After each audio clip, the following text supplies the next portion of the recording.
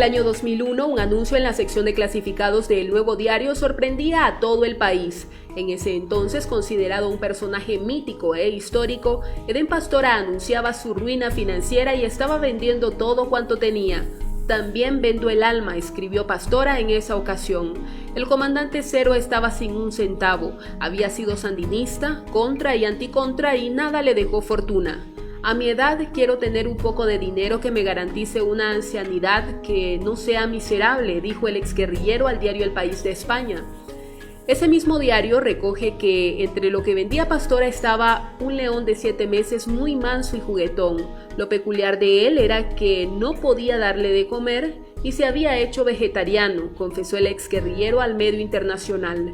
Finalmente, el león, convertido en una contradicción de su especie al volverse vegetariano por la crisis económica de su dueño, terminó dándole a Pastora un respiro financiero al menos por unas semanas.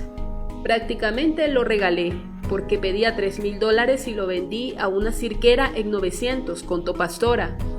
El exguerrillero también vendió un legendario Rolex de oro que perteneció a Somoza y 2 anillos de oro con diamantes, regalos del entonces presidente peruano Alan García y de Omar Torrijos. La crisis de Pastora era tan crítica en ese entonces que su esposa, Yolanda Torres, enfermera de profesión, debió partir a Estados Unidos para ganar algún dinero y sostener la economía familiar, relató a El País. Eden cayó en la miseria poco tiempo después de su regreso de Costa Rica, país donde pasó exiliado 10 años para huir de las amenazas de Daniel Ortega, quien en ese entonces lo acusaba de ser agente de la CIA y lo perseguía con su ejército. Pastora incluso llegó a nacionalizarse costarricense. Regresó en 1987. Desde entonces empezó una vida precaria a la que se sumaba su diabetes, la cual le obliga a inyectarse insulina diariamente. Tras retomar el poder Daniel Ortega y tan solo unos años después de anunciar su ruina económica, Eden Pastora se reconcilió con su antiguo enemigo. De inmediato, su vida cambió.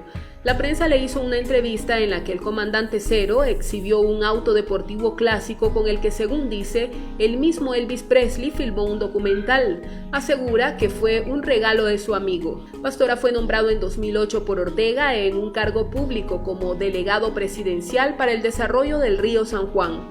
Fue el encargado de dragar el río y meter a Nicaragua en una disputa que terminamos perdiendo ante la Corte Internacional de Justicia de La Haya. No hay un informe específico que determine qué es lo que ha hecho hasta ahora la delegación que dirige Eden Pastora. Sin embargo, este controversial personaje ya no sufre las necesidades de antes. Su salario de funcionario público más la custodia policial 24 horas y una propiedad de 20 manzanas en las turísticas y costosas playas de Tola en Rivas que le regaló Ortega dan cuenta de que su vida de precariedad acabó con la reconciliación. Las tierras que Ortega regaló a Pastora supuestamente eran propiedad del Estado, pero el empresario extranjero Walter Buehler las reclama como propias, pues asegura que pertenecen a su hotel, el famoso y concurrido Punta Teonoste. La Procuraduría General de la República nunca atendió los reclamos de Buehler y en tiempo récord otorgó a Pastora una escritura de propiedad y envió a la policía a cercar el perímetro y proteger al exguerrillero convertido ahora en empresario.